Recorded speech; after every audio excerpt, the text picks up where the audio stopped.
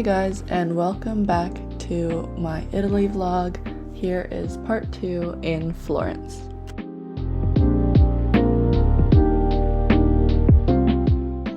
Our train from Rome was around 10:30 in the morning, and it was about an hour and a half long.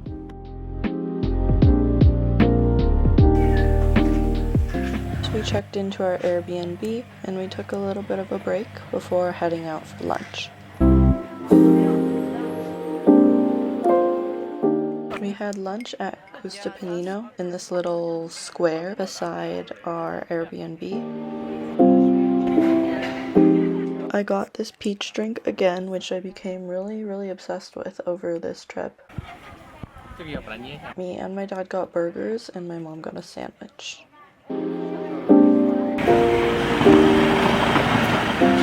After lunch, we just wandered around for a bit and walked around the city, trying to explore a little bit. I loved how the buildings around the Arno River looked. They were really pretty, and honestly, just Florence as a whole, you could probably take a picture anywhere and it would look like it belonged on Pinterest.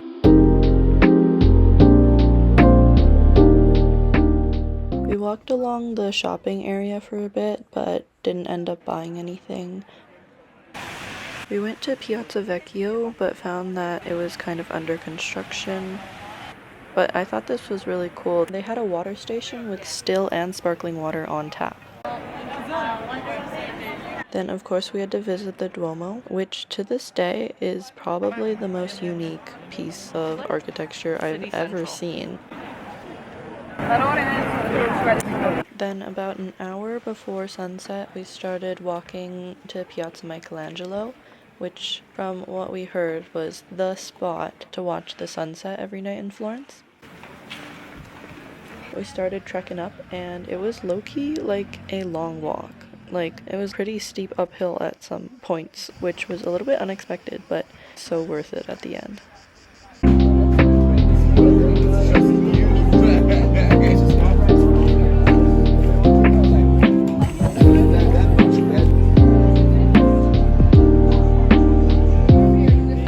There were so many people at the top, especially when the sunset was at its peak.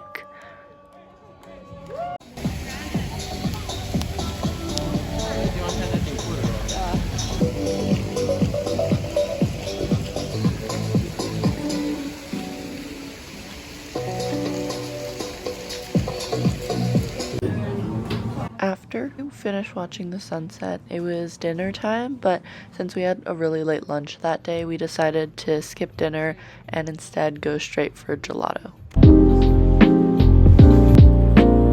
I got passion fruit and strawberry. Dark chocolate was orange and pistachio. And my dad got yogurt and coconut. And on our walk back to our Airbnb, I bought a sweatshirt because although it was like 30 degrees and I wasn't gonna wear it, I wanted to get a souvenir for freezing cold Canada.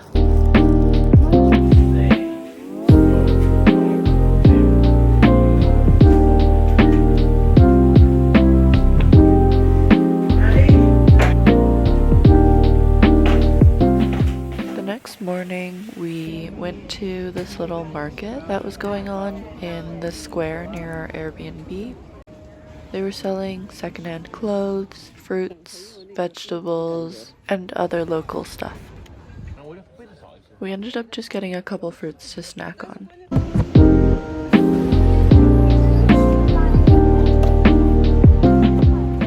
Our first stop of the day was Ponte Vecchio Bridge. We went into some of the little shops and got some souvenirs and took a couple photos along the bridge.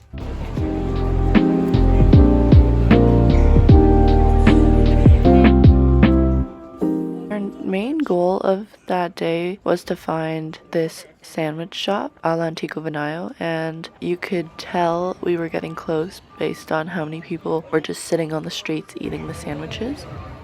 It was like an extremely popular store and the lineup was huge, but it moved by really fast and they had a bunch of options.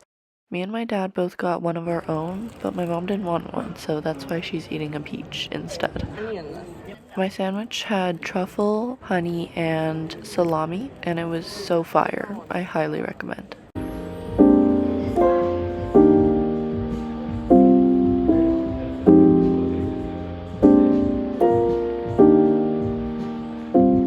Later in the day, we wanted to go to this park, but we found out that you needed to buy tickets to get in, so we didn't end up going. But instead, we climbed up to a church near Piazza Michelangelo.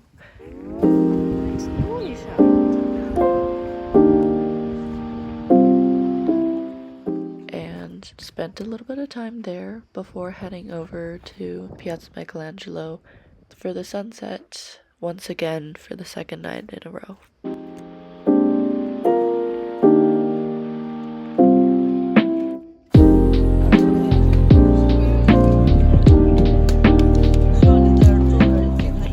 This night, instead of sitting on the steps to watch the sunset, we got a table in the restaurant and ordered a couple drinks.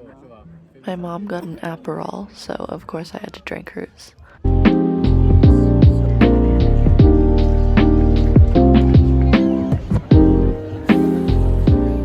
Like, this place is popular for watching the sunset for a reason.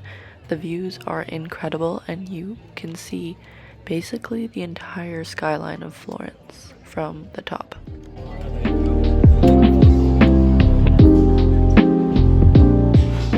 And we ended off our night by getting dinner at this seafood restaurant. The next day we had tickets to the Academia Museum. So we spent most of the morning touring around the museum.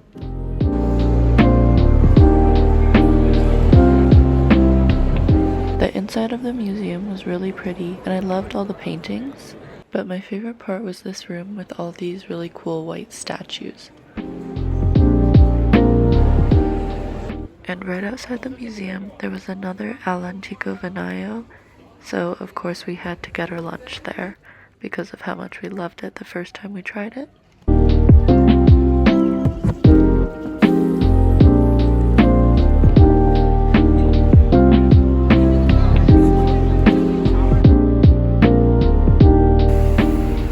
And before we knew it, we roamed the day away and it was time to go watch the sunset again.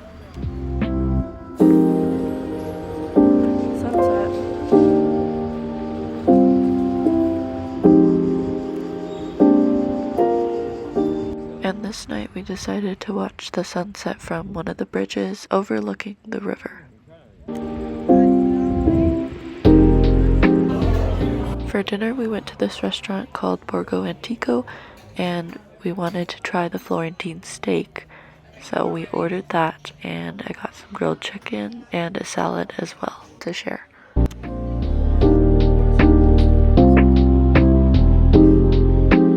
The next morning we were off bright and early because we booked a Tuscany tour.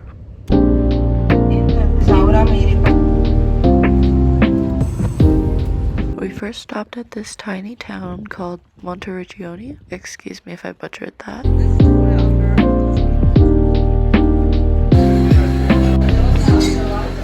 I got this iced coffee from this cafe, which low-key tasted like milk, but I just needed something cold and something to wake me up, so I can't complain. Even though it was such a small town and we basically finished exploring it in like half an hour, I really liked it and there were a lot of good photo ops. Our next stop was Siena, which was a much bigger town than most of the ones we visited that day. We had a couple hours to explore by ourselves, so my parents and I kind of just wandered around the town.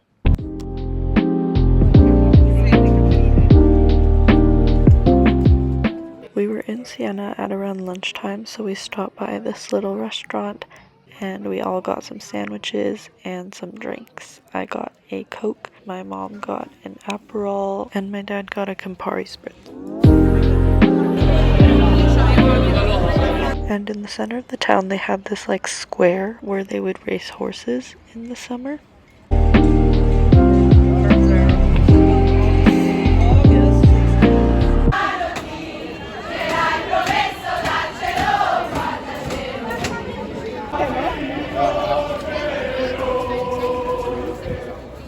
Overall, I really like the atmosphere of Siena and the liveliness of the town.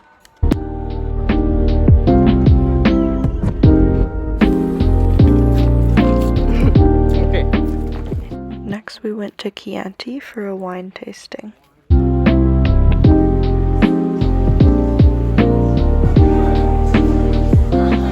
On top of the wine tasting, we also got to try some olive oils and balsamic vinegars and glazes, and we ended up buying an onion balsamic vinegar to bring back home.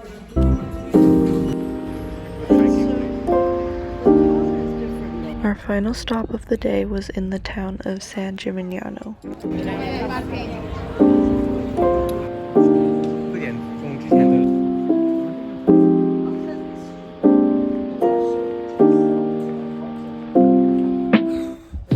The town itself wasn't huge, but it was really cool to explore. But unfortunately, our tour guide only allocated about an hour and a half for us to explore. But I personally think I could have spent at least a couple more hours just walking around.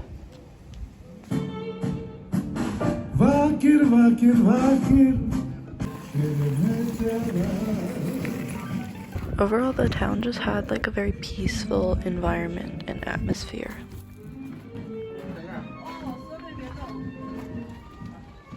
The town is known for its medieval-looking architecture and towers, and we were able to climb up to the very top and get a view of the entire town.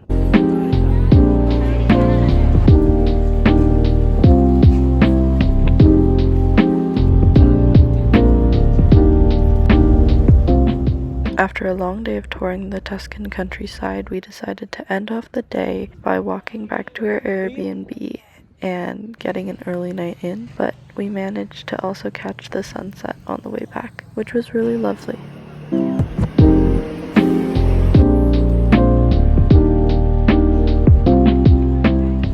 For our last day in Florence, we had breakfast at Mercato Centrale, which is like this food market in the middle of the city. We got a couple pastries and some coffee and just chilled for a bit while watching the soccer game. Outside the food market was also this leather market, and by the end of the trip, me and my mom both got leather purses because leather products are Florence's specialty.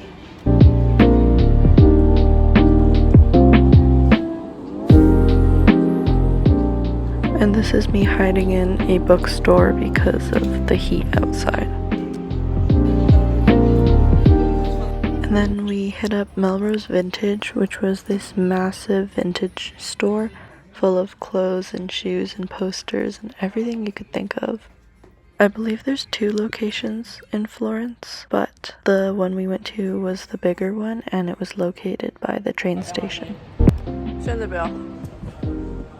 And of course, for our last night in Florence, we had to end it the same way we started it, by hiking up to Piazza Michelangelo for one final Florence sunset.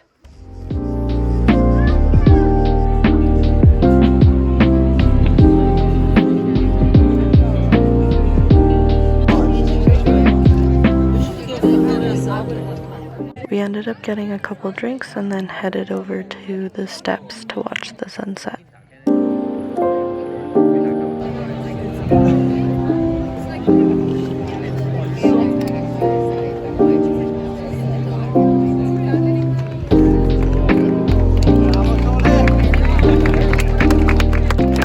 And it was the perfect sunset for our final night in Florence. On the walk down, we came across this perfume shop, and I ended up buying a lemon body oil to bring back home as a little souvenir. And for dinner, we walked back to the square near our Airbnb to find a restaurant, but everything was packed. So we ended up just trying to find a table anywhere at any restaurant, which ended up being Restaurant Richie, where we got a pizza, some lasagna, chicken, and a salad. And that's it for Florence. Thanks for watching, and make sure to stay tuned for our last stop in Venice.